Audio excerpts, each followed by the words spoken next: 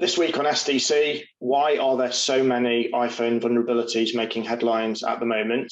Less surprising, there's new security warnings from Microsoft for Windows users, and even less surprising than that, Facebook is still tracking your iPhone and we tell you how to stop it. This week, we've seen another big fix from Apple. So an emergency update in iOS 15.0.2, which fixed a vulnerability that was being exploited in the wild. So it was quite a serious vulnerability. There's a bit of argument in the security community of how easy it was to actually exploit. But another big vulnerability, I mean, I've lost count of how many there are this year. I'm going to go and count them up later. What's going on with Apple? These aren't just vulnerabilities. These are 0 days as well, aren't they? So a 0 day, in case viewers don't know, is a vulnerability that's either been publicly disclosed or is being actively exploited before there's a fix available. So these are the top dog when it comes to vulnerabilities. So why is Apple getting hit with so many? And that's a very good question. We don't really know, but we do know that this year has been very, very busy with not only vulnerabilities being fixed in iOS emergency updates, but actually vulnerabilities that have already been exploited by hackers. So they're already being used to target iPhones. Some of these vulnerabilities are very targeted. So we saw the Pegasus fix for vulnerabilities that were actually kind of targeting a very niche subset of people. So for an everyday user, okay, these sorts of things aren't a big risk, but it's still very important to stay up to date. So there is that on one side. And then there's the fact that Apple is supposed to now be separating security updates from its iOS updates from iOS 15 onwards. Apple's a bit of a black box and it gets hammered for that. The reality is, if you've got an iPhone, you're completely reliant on Apple to keep your iPhone safe. The best advice we can give is just update as soon as those updates are available. There's no real security software you can run to try and keep you even more safe. There's nothing extra you can do apart from taking the usual precautions around downloading and installing and whatever else. What's been really interesting over the last few weeks, and realistically going along with that, has just been the debates. You know, candidly, people can put out information about vulnerabilities on iPhones and it goes into a vacuum, right? You get no response really from Apple. So then you get these debates, and we've seen it this week, this, fiery debates about what's vulnerability, what it isn't, is it serious, is it not? And the guy that actually discovered this latest 0 day that's been fixed in 15.02. I'm trying to get my head around these numbers. Right? I mean, he's talking on Twitter about how he reported that months and months and months ago and got no response from Apple. Yeah, he wasn't credited with fixing the vulnerability, and it was this was an extra one actually in iOS 15.0.2 that was patched, and he wasn't given any credit, and nor did Apple actually publish the fix, which they don't always do. So that's actually another thing that's worth bringing up. So where we're seeing the discrepancy between updates in 14.8 and 15, which came with its own update, there is a possibility that we're not seeing kind of the full list of what's being fixed. So that's another thing. Really, right? Yeah, we all get actually, publishing a proof of concept or details of an actual exploit, of course, right? You've got to keep that back. But when it's out in the public domain, when people start to talk about it, this was absolutely true with Pegasus. We need a response, right?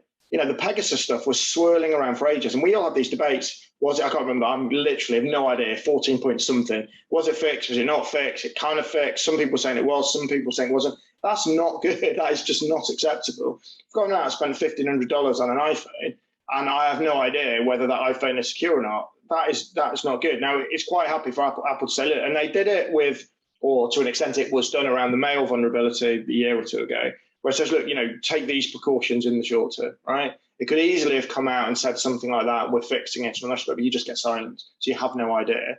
And that's okay if the platform is unlocked enough that the security vendors can actually put stuff out there. Because, candidly, if we were all running updated security software on iPhones, we'd all feel better, right? For me, it comes back to optics that we talk about a lot on STC. And the optics of the iPhone are, because of the messaging that Apple has put out over the years, is that it's secure. An iPhone is secure. You don't have to worry about security. An iPhone is secure. Well, it's not. An iPhone's no more secure, really, than any other device. Once you've switched it on and it's accessing data and you've got data on it, it's not secure. There are things that can attack it, and that's what we're seeing now. And that's dangerous because a lot of people just think, well, it's secure, it doesn't matter. And it does matter. Yeah, and we're seeing a lot of malware actually making its way into the App Store now, in the Apple App Store, because they're saying that, well, some security researchers are saying that Apple doesn't have enough scrutiny over its App Store, but yet you as a user don't have any control either. You're just expected to blindly trust it. You can't run security software on your phone. You're literally trusting Apple to keep the entire ecosystem secure. And maybe in today's day and age, with so many vulnerabilities, we should be given a bit more control over that. And I think you summed it up there with the more secure angle. You know, Apple iPhones are more secure. And this comes into something I've been looking at this week because it's Patch Tuesday week. It's that week of the month when Microsoft issues all the patches for vulnerabilities. And more secure, well, you might think that Windows 11 is more secure because of all the fuss about the security platform that you need to be able to install it in the first place. Well, here's the thing. Look, let me get the figures.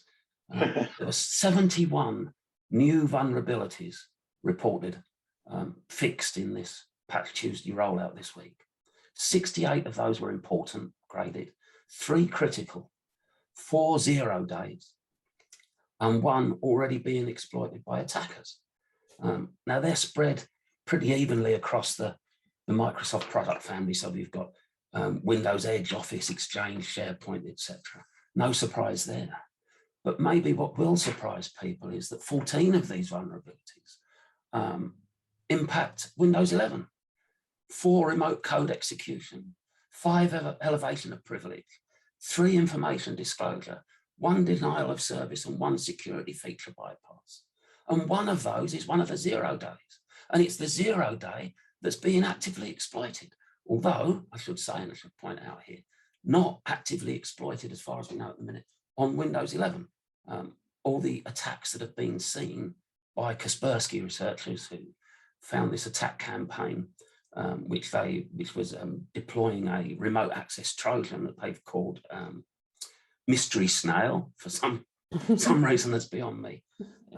Espionage attacks targeting IT businesses and military contractors. They haven't seen any actually attacking Windows 11 machines, which is probably because Windows 11 is such a small attack surface at the minute, because lots of people haven't been able to upgrade. So I guess you can't argue that Windows 11 isn't consistent with Windows 10 then, in terms of the attack surface point you made, David, is key, and that does link back to the iPhone thing. Look, the reality is, if and particularly at the higher end, at the more sophisticated malware end, whether you're developing it for government grade campaigns or you're developing it to rent it out, more broadly, the reality is everyone's going after these large attack surfaces, and that's why iPhone is now so vulnerable. It's why Android broadly is so vulnerable, as is WhatsApp and Facebook and any of these things that are used. If you want to attack a device, you need to find an exploit that is likely to be on all of the devices of the people you want to attack, right? So if you are a government grade malware developer, and let's be clear, a lot of the government grade stuff filters down into the community 2 years later, right? That's where it comes from, right? A lot of it comes from. Targeting comes into the risk factor. We need to understand risk and how that's applied. When we say, and we say it all the time, update now. And I'd say with the Patch Tuesday stuff, update now, because a lot of these things are being exploited in the wild, or they're public disclosed, so they'll soon be exploited in the wild. But the Windows 11 one is 0 days, quite interesting, because the risk is lowered currently because it's not known to be targeting the Windows 11 platform. So that lowers the risk. However, because it's publicly disclosed and it's out there, the risk goes up because attackers know that they can use it, and so they will. In terms of when you're a business, it's very different from when you're a consumer. So yeah, we might get very, very annoyed when something doesn't work, which is fair enough, and we might want to avoid upgrading. But when you're a business, you've got to weigh up how much at risk you are from a particular vulnerability. Are you a target? With how serious it is, obviously, and then whether it is going to stop you from doing business or stop your business from operating properly because people don't have the efficiency they need to work. How big's the bug? How problematic is it? So it's not that black and white in every case, is it? I'll tell you what isn't complicated: Facebook harvesting your data. No. Yeah, I think the last few weeks has re-established just how uncomplicated a situation everyone watching this is going to be in terms of Facebook apps on their phone and algorithms and everything else, regardless of whatever news may or announcements may be coming out of California. And one of the things I'm looking at this week is just Apple's continued campaigns try and shut the door on Facebook data gathering. One of the things we've looked at in the past is Facebook exploiting what you might call harvesting loopholes. So one of the things it has always been doing is stripping the metadata from your photos. And there's a lot of data in there. It tells you what phone you're using. It tells you where you were, the IP address. With Facebook, we've seen them having a really, really bad week anyway, haven't we? The last couple of weeks for them, their reputation is in absolute tatters. And now we obviously have this stuff about that we knew. What reputation? What reputation? Well, they didn't have a great reputation amongst people who care about their privacy in the first place, but I think this is starting to spread more widely. I've received numerous emails about Facebook since I wrote a Facebook article last week, just talking about, the terrible journey they've been having.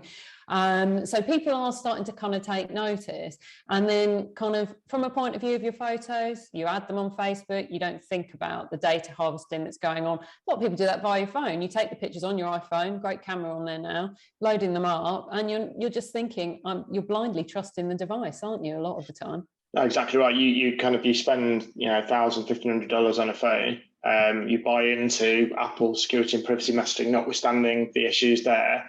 And then you put a load of Facebook apps on the phone, and it's like genuinely. And again, I know you're looking you look at the app tracking transparency and the impact that's had on Facebook, and the cross app tracking side. But the reality is, if you download apps from Facebook or Google, it doesn't matter what you've said to your phone. They are clearly there. You've got accounts with each of them, right? They back end everything. So Google knows all of your various touch points. And it was quite interesting, and I think that is what needs to start to come under pressure. And I think what we've seen Apple do, which is really good, is start to shut down some of these weird little exploitable loopholes. And I've said before, as much as Facebook's been in its targets, I think Google's more in its target. I think, what we've seen with Safari versus Chrome, Apple Mail versus Gmail and stuff, I think, the time is nigh to get rid of a load of Google apps, certainly Facebook apps from your device. In fact, the only Facebook app that appears to have any kind of sensible policy, I know this thing is WhatsApp, which is having its own little battle with Facebook if you kind of read behind the headlines. And I think it's quite interesting. And then the other thing I've looked at this week is just WhatsApp, and WhatsApp quietly is doing a really good job of plugging gaps in its functionality. More news out of WhatsApp this week. I'm looking at using the multi-device platform that's been in beta for a little while now, and how that works and the pros and the cons, but it's much more secure than the way it's worked in the past. You should definitely install it. And then something that I think we're going to look at an SDC later in the month as well is just where Google and Apple are on the messaging side. They've both had issues with their messaging platforms. WhatsApp's clearly the gorilla in the cage there, and I think we're going to see the whole messaging stuff run as Google and Apple try and work out how to battle Facebook and WhatsApp without actually collaborating with each other, which is just leaving the door wide open for Facebook to run through. And people are just starting to see a bit more of Apple, aren't they? I mean, it's great that Apple is pitting itself against people like Facebook for privacy, because it does put privacy in people's minds. But we are starting to see little holes in terms of Apple's own protections, in terms of what Apple's doing itself. We're seeing rumours about the fact that Apple itself wants to get into mobile advertising, and that maybe a few of these jibes at Facebook are putting itself in a very good position for that. So it's a very interesting time, isn't it, for the kind of the tech battling space, especially in privacy? Yeah, I mean, Apple's always, from my perspective, Apple has always been in that position where, no, it doesn't have as many vulnerabilities being found. Yes, it is more secure on that basis. It's not being attacked as often. But that's always been because it's a smaller platform. There aren't as many users. It's not as big a surface for people to attack. Android is huge by device number and user number. Windows is huge by devices and users. Apple is still relatively small, but it's growing, and it's growing fast. And now it's starting to get into that same situation where people are looking at it and saying, oh, okay, this is worth attacking now.